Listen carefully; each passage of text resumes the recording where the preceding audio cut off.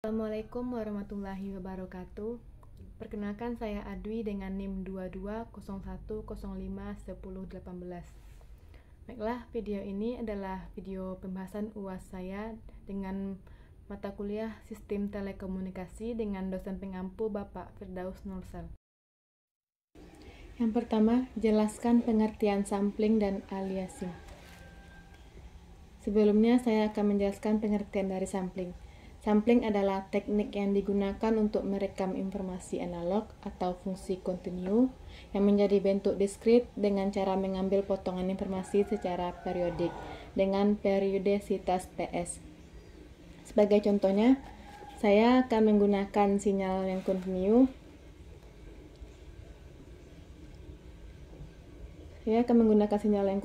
Dengan persamaan XT sama dengan sin 2pi 1000T. Berikut saya run. Nah, di sini adalah bentuk sinyal yang kontinu, maka untuk mensamplingnya kita akan menggunakan persamaan Xn. Di sini saya menggunakan persamaan Xn sin 2pi dikali 1000 nts.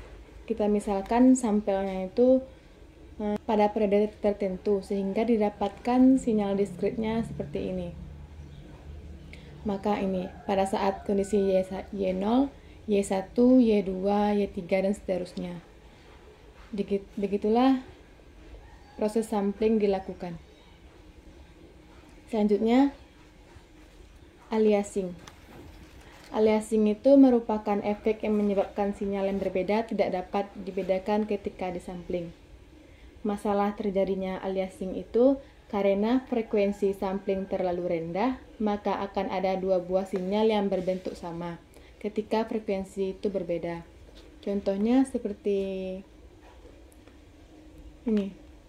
Misalkan kita menggunakan persamaan Xn sin 2pi Fn dan Xt sin 2pi Ft. Menggunakan frekuensi sampling yaitu 1000 dengan N0 dengan Fs banding 0,25. Berikut aliasingnya. Karena hasil nilai yang dihasilkan itu berbeda, ada nilai yang sama dengan nilai sebelumnya. Misalkan kita menggunakan frekuensi Fs sama dengan Fmax, maka sampelnya pasti sama. Selanjutnya soal nomor 2.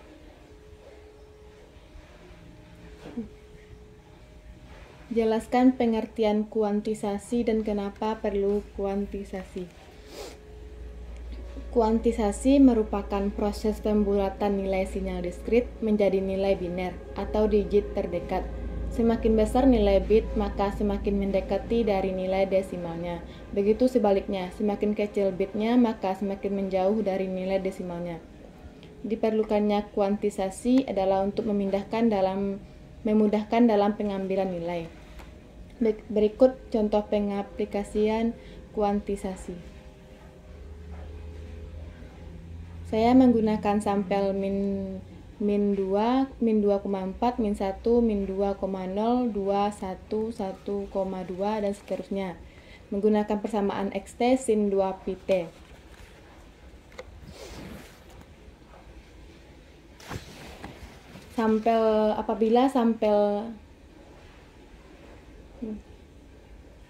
Nah, di sini apabila sampelnya mendekati 9, maka kita menggunakan apabila sampel itu sama 9, maka kita menggunakan min 1, dan apabila sampel min 8 sampai 0,8, maka kita menggunakan min 0,8. Berikut hasil runningnya.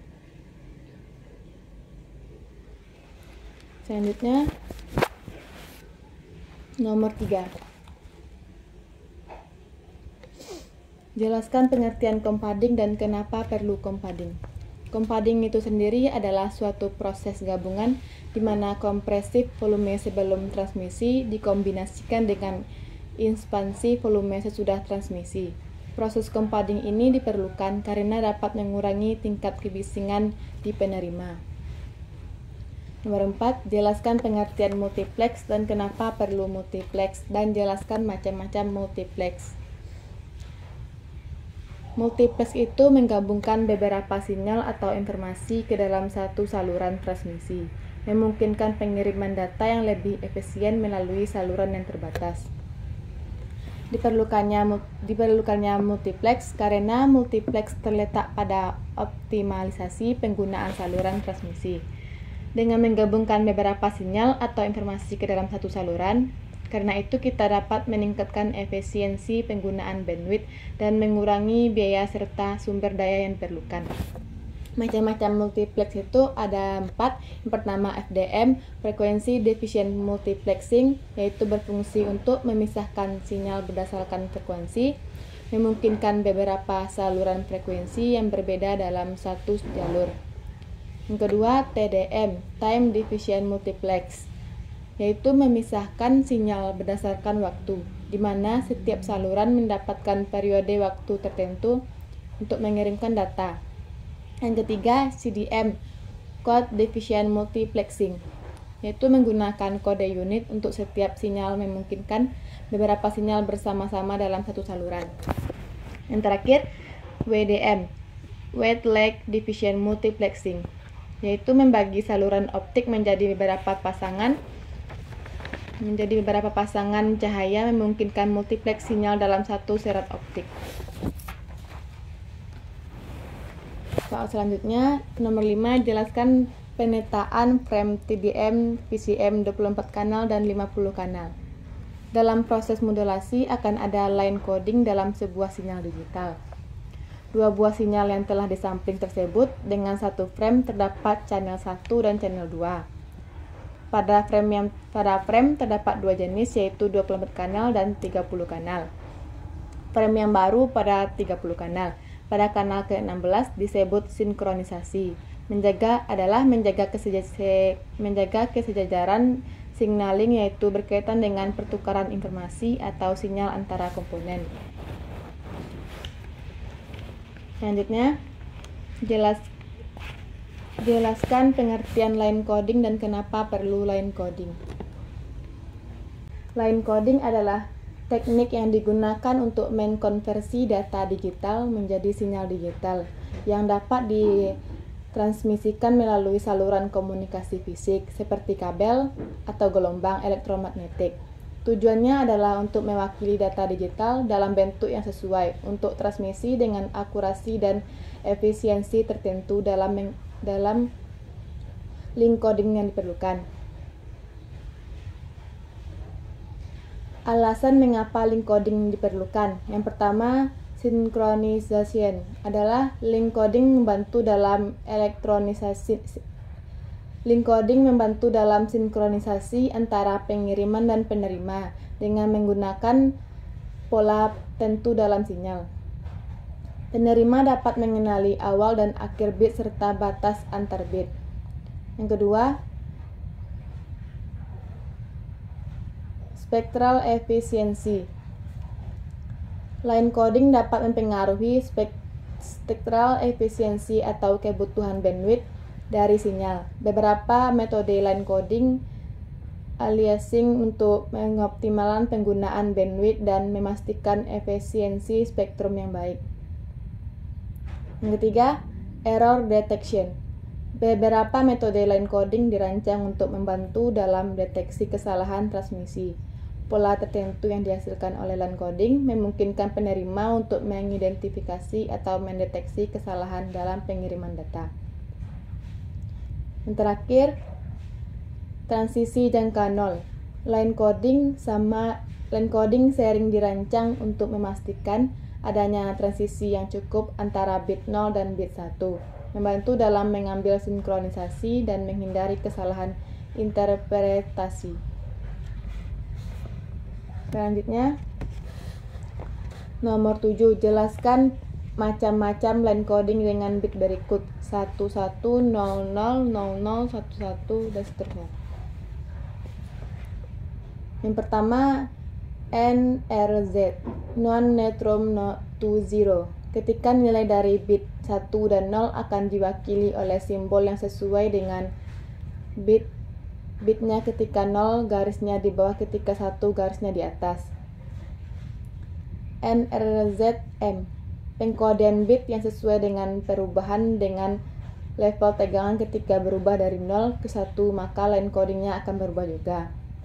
Untuk NRZ, untuk setiap bit 0 dinyatakan dengan perubahan level tegangan, sementara bit 1 dinyatakan dengan tegangan tetap. RZ, untuk setiap 1 bit setengah periodenya dinyatakan dengan tegangan positif, sedangkan selebihnya akan dinyatakan dengan nilai 0 volt.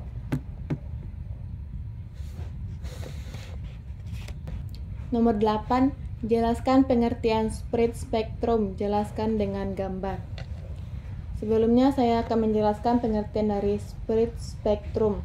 Adalah suatu teknik transmisi di mana kode pseudo noise yang tidak tergantung pada data informasi.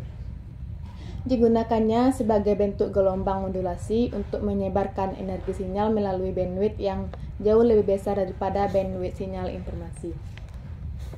Pada proses transmisi dapat terjadi gangguan atau interferensi yang dapat mempengaruhi informasi yang dikirim. Seperti pada gambar berikut,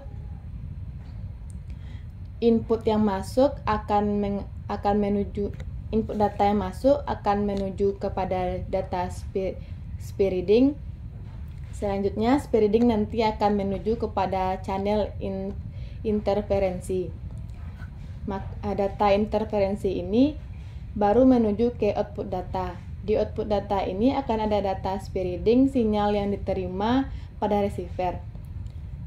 Sinyal yang diterima oleh output data ini tidak lagi merupakan sinyal asli, namun sudah mengalami penambahan noise interferensi. Berikut gambar yang kedua.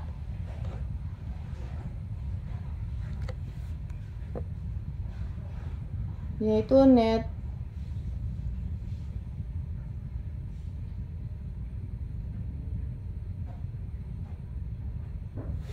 berikut gambar yang kedua, yaitu not raw band interferensi, merupakan penyebaran oleh perkalian PN untuk PN dari receiver. Power density dari noise berkurang sehubung dengan sinyal data.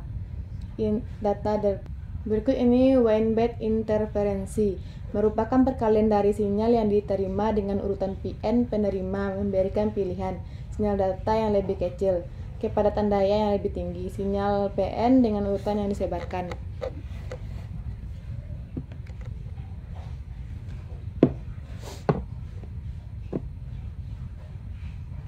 Jelaskan pengertian direct sequence spread spectrum beserta macamnya.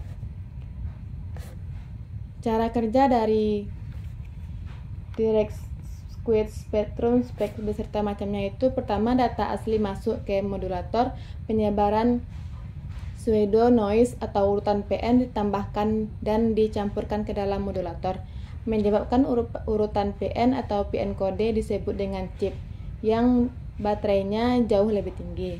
Di ujung penerima, sinyal-sinyal yang ditransmisikan ini dimodulasi dengan kode PN.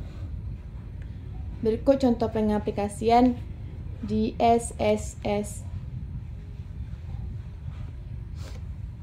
Misalkan pada saat nilai di PN-nya berkondisi 0 dan hasil di datanya 0 itu juga 0, maka output dari transmisi sinyalnya itu adalah 0. Pada saat kondisi dari PN-nya 0 dan datanya 1, maka hasil dari transmisi sinyalnya itu adalah 1. Begitu juga dengan pada saat PN-nya bernilai 1 dan datanya pada saat PN-nya bernilai 1 dan datanya bernilai 0, maka transmit sinyalnya itu bernilai 1. Sedangkan pada saat PN-nya bernilai 1 dan datanya bernilai 1, maka hasilnya akan bernilai 0. Maka transmit sinyalnya bernilai 0. Soal terakhir, jelaskan pengertian frekuensi hopping spread spektrum beserta macam-macamnya.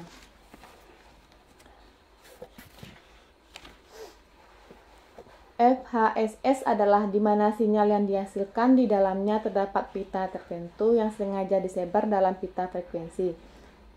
Hal ini dilakukan untuk mengurangi interupsi. 10. Jelaskan pengertian frekuensi hopping spektrum beserta macam-macamnya. FHSS adalah di mana sinyal yang dihasilkan di dalamnya terdapat pita tertentu yang sengaja disebar dalam pita frekuensi. Hal ini dilakukan untuk mengurangi interupsi.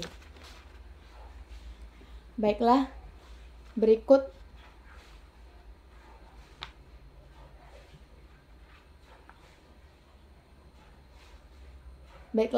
hasil presentasi dari jawaban UAS saya. Saya akhiri dengan wabillahi taufik wal hidayah. Wassalamualaikum warahmatullahi wabarakatuh.